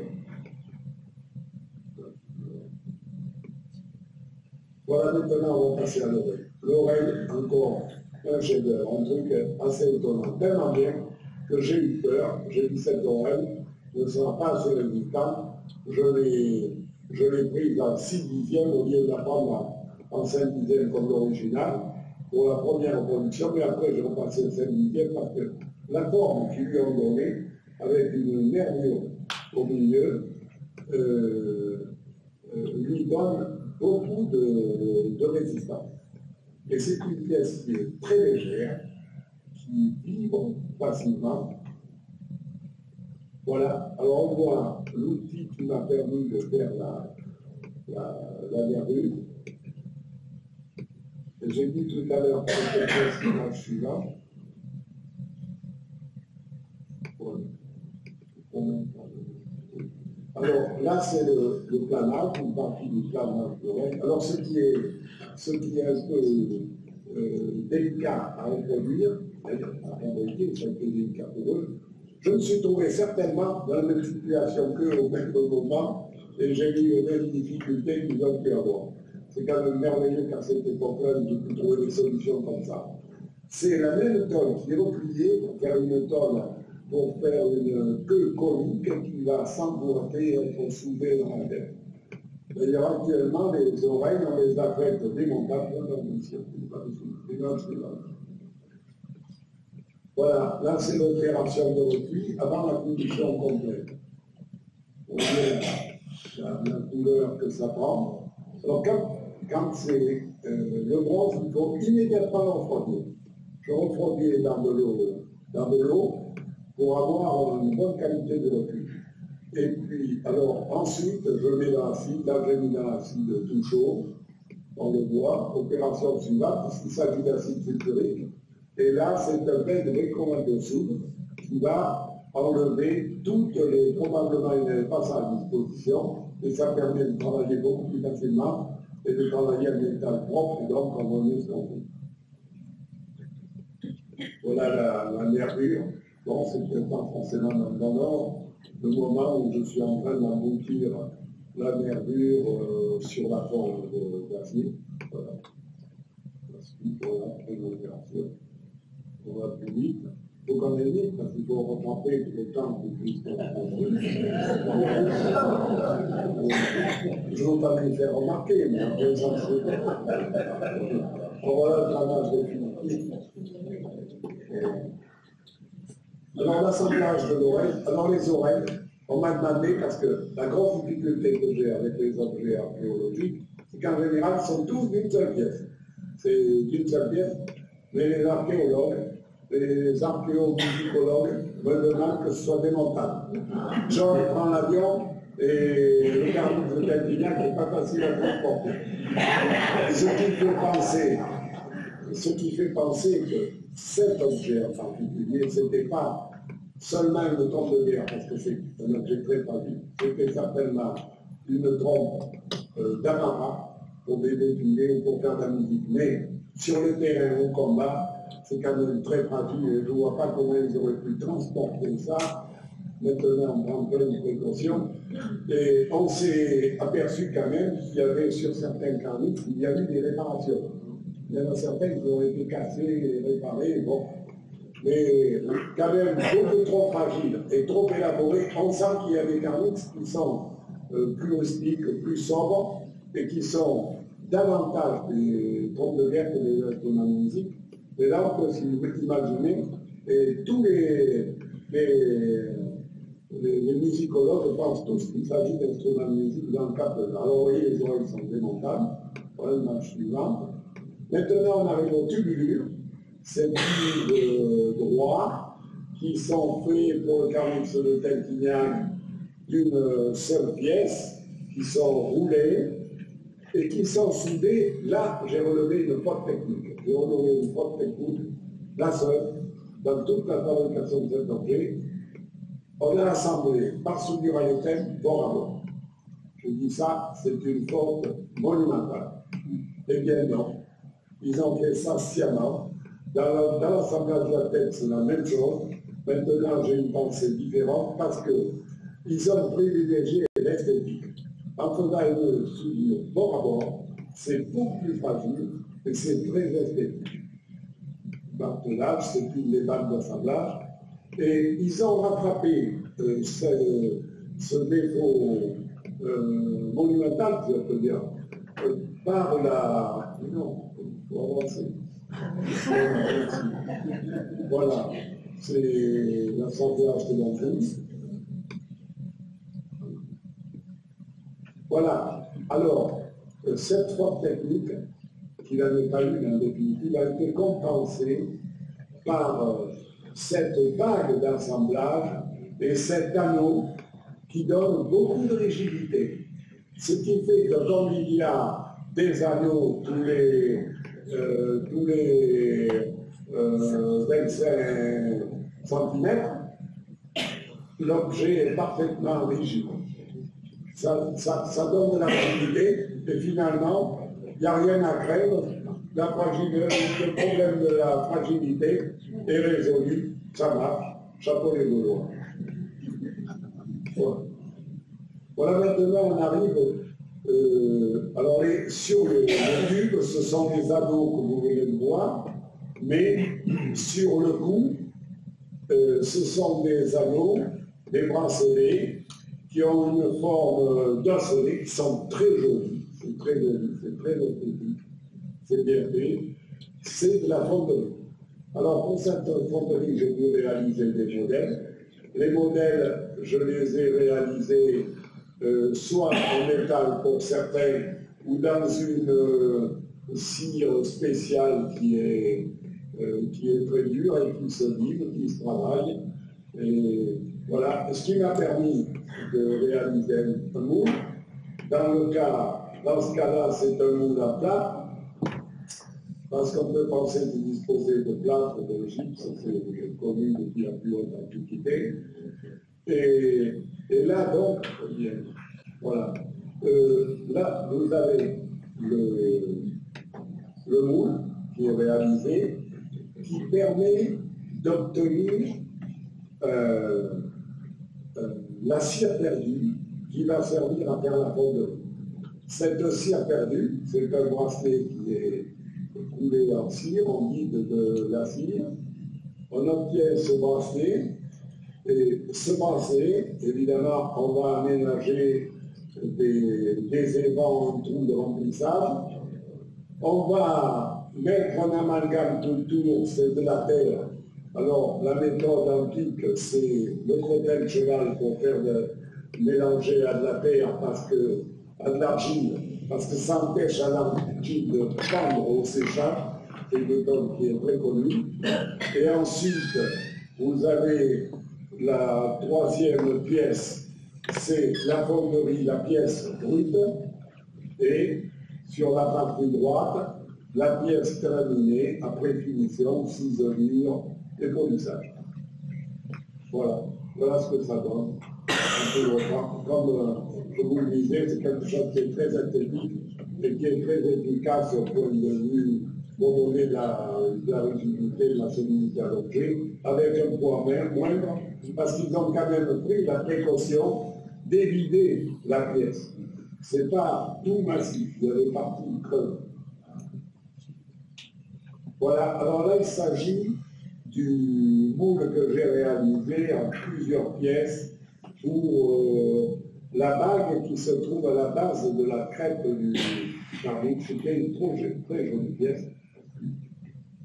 Voilà, maintenant il s'agit de la mouchure. Alors toujours la même chose, pas la même explication à chaque fois. J'ai été obligé de réaliser un noyau à l'intérieur en acier, enfin, eux l'ont fait probablement en bois, parce que je me suis rendu compte que le modèle qu'ils ont utilisé était tourné. Quand on contrôle, tu connaissais déjà le tour, hein, et quand on contrôle les dimensions, c'est parfaitement circulaire, donc c'est des pièces qui ont été faites au tour, avec un tour à bois, du bois dur pour faire la forme, là, ils ont procédé communément par une méthode similaire. Alors ensuite, d'abord, le modèle en cire, la pièce brute et la mouchure terminée. Voilà. Voici. Cette embouchure. Cette embouchure, il n'y en a que 3 reconnus. Mais il y en a une qui est incluse dans un élément du carnet. C'est que le laboratoire matériel rival n'a pas pu l'extraire. Oui. Là, ici, les pièces, une vue de mon atelier, avec des éléments pour fabrication. Voilà donc d'autres éléments. Voilà. Bon, voilà l'assemblage avec cette fameuse bague qui est décorative, qui reçoit la base de la crête. Elle reçoit la base de la crête. Voilà un gros. Bon, pour qu'il n'y ait pas, si elle vient pour qu'il n'y ait pas de gens qui revendent la pièce, c'est signalé que c'est une reproduction. Voilà. On ne va pas passer pour l'original. l'assemblage de la bague médiane du cou. Alors, vous avez l'image précédente, vous remarquez qu'il y a une partie qui est assemblée bord à bord en dessous de la tête, mais au-dessus, il y a deux lèvres qui restent, et ces lèvres sont destinées à recevoir la crête, qui est emboîtée dedans, qui est soudée par l'intérieur. C'est d'ailleurs très difficile de souder par l'intérieur dans le prix, parce qu'on a du mal à voir jusqu'au bout, mais eux, ils avaient les paires soudées. Moi, je ne dire à personne, mais je triche un peu, j'utilise un petit chalumeau pour faire ça. Voilà, ça enlève encore, on continue. Voilà, la bague qui vient juste immédiatement derrière la tête, la suite. Voilà, on a fait l'oreille. Voilà le carnix terminé, et là-bas au fond, John Kelly qui est arrivé. Dès qu'il a su que le carnix était terminé, il a pris l'avion de Bordeaux et l'atelier, enfin bon, c'était tout de suite, il m'avait dit tu me préviens, et voilà. Vous allez voir ce soir, vous allez découvrir l'homme. Enfin, vous ne découvrirez pas complètement, parce que chaque fois qu'on se rencontre, ça fait de nombreuses fois maintenant, je vois chaque fois un homme merveilleux, sous des aspects différents. Il est musicien, archéomusicologue, il est metteur en scène, il est, enfin, bref. Je suis tombé sur des gens merveilleux avec Christophe, qui sont devenus mes amis, c'est beaucoup de chance. Alors, là, cette image de fin, vous pouvez remarquer qu'il semble qu'il y a un combat. C'est mon collègue John Cribb qui a fabriqué le premier carnix de Dexter, celui dont John joue depuis 28 ans, et venir cet homme à mon atelier, la surnoter avec son carnix, j'ai trouvé qu'il arrivait un peu en conquérant. Alors, nous avons réglé nos comptes, et ma foi, il est reparti le lendemain sur cette terre. Alors, c'est un ami charmant, seulement, je ne parle pas anglais, lui, il ne parle pas le français, mais il me parle toujours, alors, il voudrait me parler, mais bon, c'est très difficile. J'en traduis un peu quelquefois, un homme merveilleux. Voilà, c'est terminé, alors voilà.